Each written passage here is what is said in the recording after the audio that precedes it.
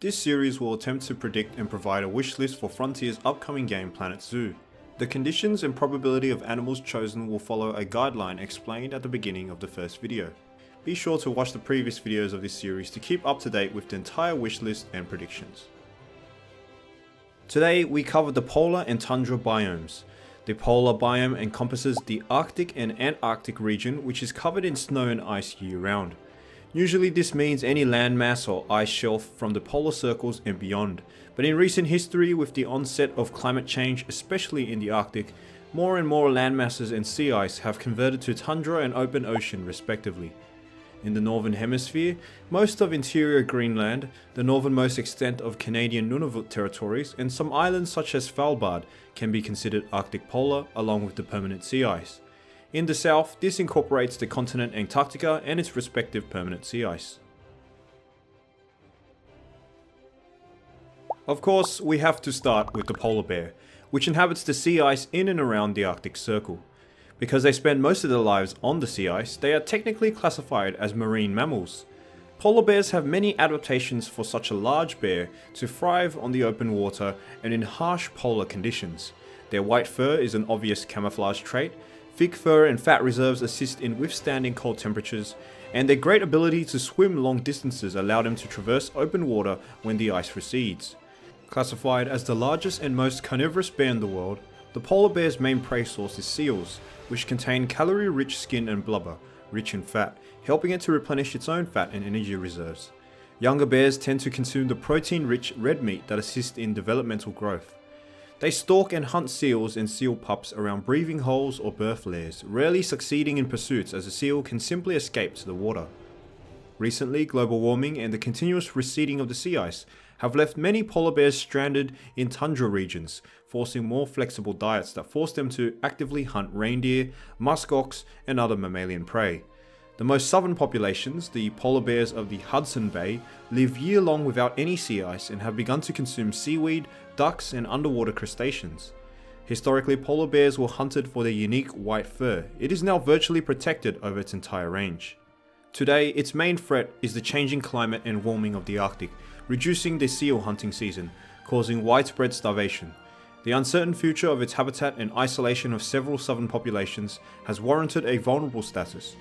In an ideal world, there would be no polar bears in zoos, for if ever there is an animal that doesn't belong in a zoo, it's the polar bear.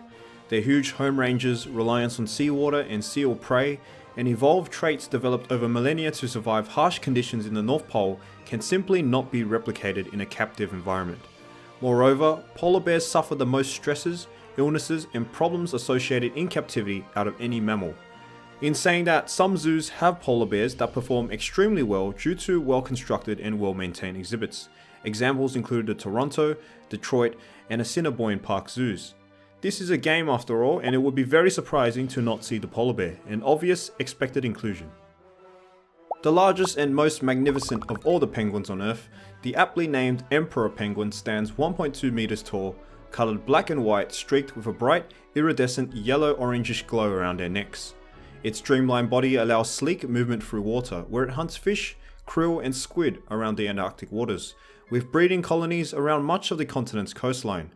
The penguin's life story is a testament to parental perseverance. The female lays a single egg and returns to sea to feed, whilst the male father cares for the egg in the most brutal 2 months of the Antarctic winter, the only penguin to breed during this season. The penguin has many adaptations to survive in such inhospitable conditions. Its feathers are super dense, supported by a layer of fat to reduce heat loss. The smooth feathering also allows streamlined body for underwater agility, especially when it has to evade its major predator, the leopard seal. The penguin does not suffer from direct human threats due to their remoteness, but along with 9 other species of penguin, have recently had their conservation status updated to near threatened. This is a result of climate change affecting the ebb and flow patterns of phytoplankton, which in turn affect krill, the anchoring member of the entire Antarctic food chain. Climate change affecting sea ice in turn affects breeding capabilities of the emperor penguin, and since 2009, 3 major penguin breeding colonies have effectively been eliminated because of these effects. Like most polar animals, emperor penguins are difficult to keep in captivity, and only a handful of zoos and aquariums around the world have been able to showcase them, let alone breed them. They are considered one of the most prestigious bird species to keep in captivity, attracting a lot of attention and popularity. As a flagship species, an expected inclusion is only right for the emperor penguin, the most magnificent of all the penguin species. Our next three penguins are considered interchangeable as they are all medium-sized, similar in appearance, closely related, and are distributed circumpolar in the Antarctic. First up is the Adelie penguin, coloured mostly black and white with its head entirely black.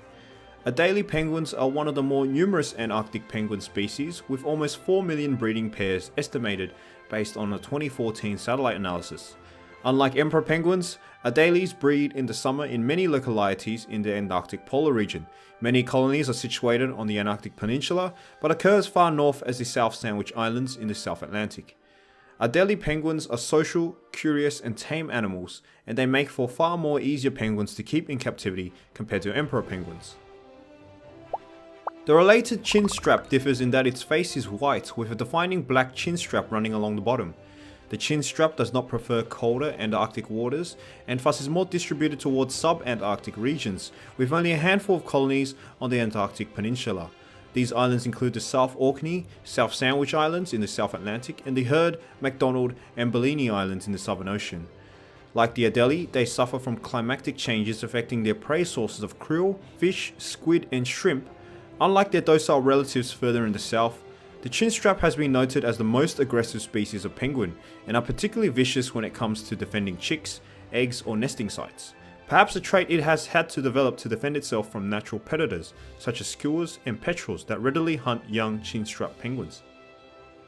The final polar penguin is the Gentoo. This variety is similar in appearance to the Adelie but features a white stripe emerging from the top of their eyes.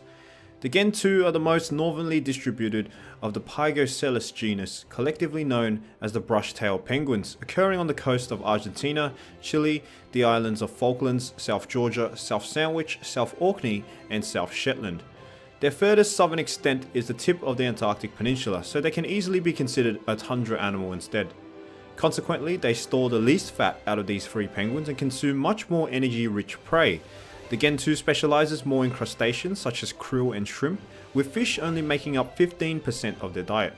All three species, however, are successful in captivity, with many examples in zoos worldwide, and often showcased together in large aquarium exhibits. As such, all three are interchangeable, and we can expect one of these to pertain a likely chance to support the emperor penguin in the game. The Greenland wolf is a mysterious and extremely rare grey wolf subspecies inhabiting the northern and eastern coast of Greenland. The wolves here were believed to have originated from Alaskan wolves that followed caribou migrations that occurred in this area almost 9,000 years ago. With the caribou gone from these areas, the wolves were isolated in this region and resorted to preying on seals and muskox, but have been spotted as far west as Ellesmere Island and the Queen Elizabeth Islands to hunt hare or follow the caribou populations there. They are now the most critically endangered population of wolves, with less than 55 individuals estimated in 1998. Lack of prey is the greatest threat to these wolves, contributing to very little densities across its range. Greenland wolves rarely form packs of more than 3, infrequently reproduce, and thus have lower offspring production due to the lack of mates. Very little sightings of this elusive wolf have been spotted, but it's described small to medium size, adorning a pure white fur. They are now protected in Greenland, and recent studies in 2011 have suggested a stable group of 23 individuals has been established over a range of 560 kilometers in eastern Greenland. Like all grey wolf subspecies of Canis lupus, it will be unlikely further implicated as this wolf does not exist in captivity at all, but a special mention due to such an endangered and distant canid. It really goes to show how successful the grey wolf has become. The tundra is a biome hedged between the polar and boreal forest regions where low temperatures and little sunlight hinder the growth of trees. Grasses, mosses, and lichen dominate this cold and wet biome. The tundra experiences heavy snow cover in winter, but makes way for a marshy, wetland or grassland style biome in the summer. In the northern hemisphere, tundra covers most of northern Siberia, Scandinavia, Alaska, and Canada. In the south, many of the subantarctic islands can be considered tundra, alongside the Terra del Fuego and the northernmost tip of the Antarctic peninsula.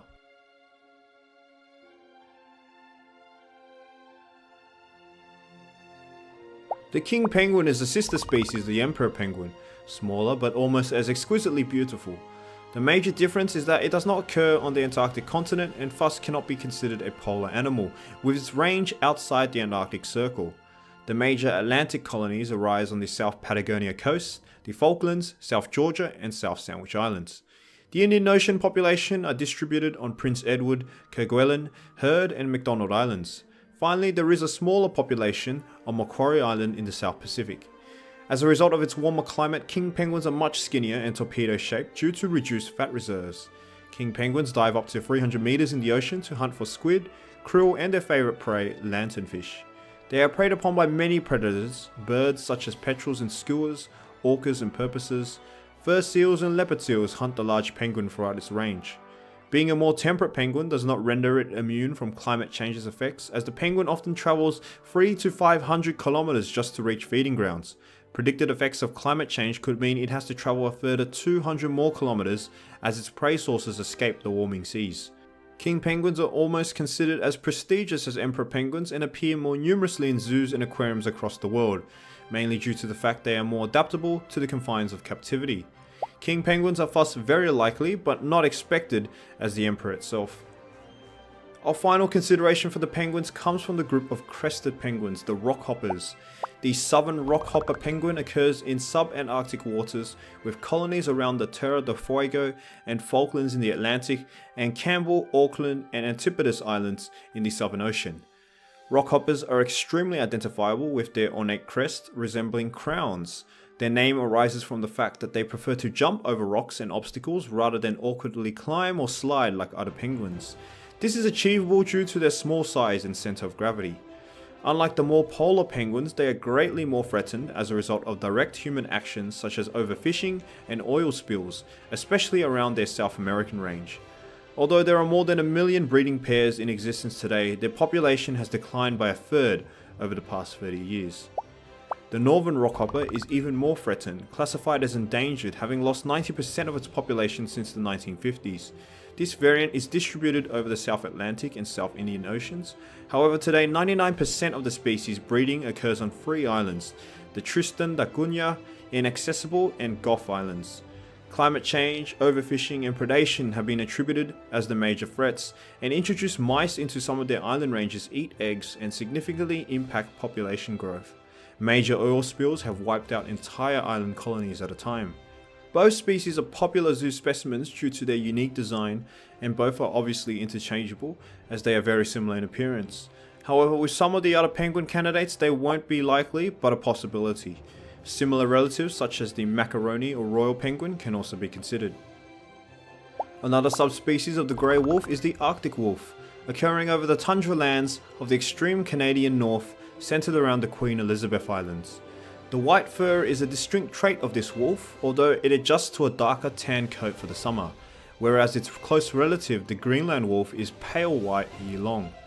Arctic wolves are very successful, having been adapted to the open, cold and barren, seasonally snow-covered islands of the subarctic, where they hunt primarily muskox and Arctic hares.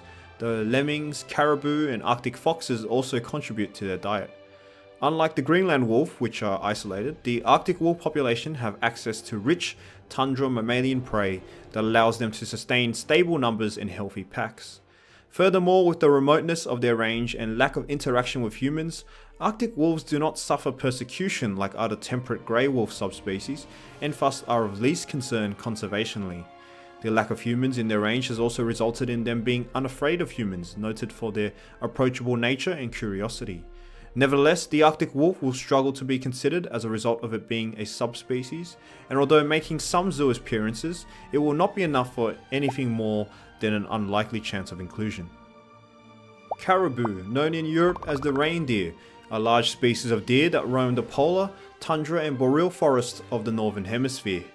The only deer species that both males and females regularly grow antlers, caribou are coloured shades of grey-brown, usually with a paler mane on their necks. Due to their unique feature in which they can digest lichen, a form of fungi common in the tundra, caribou are extensively distributed over colder environments with very little foliage or grass in which to sustain other deer species that are browsers or grazers. As a result, because lichen can grow underneath snow cover, they offer a nutritious dietary alternative that has made the caribou one of the most successful and famous deer species. In turn, caribou and their offspring provide major food sources for many of the Arctic tundra carnivores such as wolves, foxes and bears. Overall, the caribou is widespread and numerous, but in recent history, the retreat of the Arctic sea ice has left many populations on islands stranded. Indeed, some of those stranded island subspecies have now gone extinct, with many more endangered. Suffering a population loss of 40% over the last 25 years, caribou have been elevated to vulnerable status since 2015. Human history in the Arctic has often been intertwined with the reindeer, semi-domesticated in some instances, providing a crucial food and clothing source, as well as a beast of burden through the snow. Today, they are still one of the primarily hunted meats by the Inuit peoples, and as such, conservation is often conflicted. With so many examples in captivity, caribou are one of the expected species, and definitely the most likely of all the deer varieties. One of the most iconic tundra animals is the Arctic fox. Distributed virtually over the entire northern hemisphere tundra, the Arctic fox morphs between a dark brown summer fur to a blue autumn fur to finally a pure white winter fur, all coats providing ample camouflage as the seasons shift. As with most foxes, the Arctic fox adapts its diet to a broad range of food sources as the seasons permit. Rodents and hares provide year-long prey. Carrion of fallen musk ox or reindeer provide large stocks as the winter breaks. Fish, birds and their eggs are ample summer foods, and in the deep winter, seal pups are hunted. Arctic fox will also eat berries and seaweed and thus can be considered omnivores. Furthermore, if prey sources are plentiful, the Arctic fox will catch surplus and bury their prey, returning it to a later when times are tough. It is this hoarding behaviour that allows them to keep active year-long, even in dreadfully cold and barren conditions. With only the mainland Scandinavian population under threat due to isolation, Arctic foxes are by far the most successful tundra carnivore. However, in recent times have been losing ground to the red fox as climate change reduces the effectiveness of their lighter fur coats, as less snow inhibits the Arctic fox's camouflage ability. Arctic foxes are popular as exhibit animals, especially when they adorn their white winter coats, and will be readily received in the Planet Zoo game as an expected species.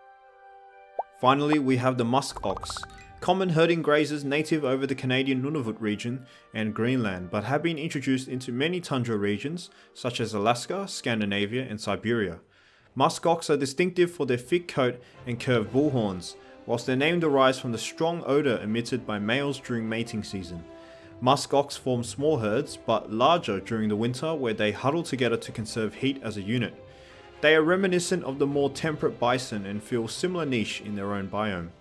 They are interestingly part of the sheep family and share relations with the close takin. Musk ox alongside caribou are the iconic tundra herbivores, providing prey sources for both predators and humans. However, musk ox will defend themselves and their young aggressively if necessary, and pose as fearsome opponents for even the most daring wolf packs and strongest bears. Musk ox are generally perform below average when kept in zoos, as they require large social circles and wide open spaces to roam and graze. As a result, they perform much better in protected wildlife reserves rather than in a zoo enclosure. As a result, only a handful of zoos around the world have the space to accommodate them, with the majority of the captive population in Canada. They still would be a likely species as an iconic tundra animal. That ends our predictions and wish list for the polar and tundra biome. We have one last biome left, and that is the alpine biome. If you've enjoyed the video, consider liking and subscribing, and stay tuned for our final video of this series.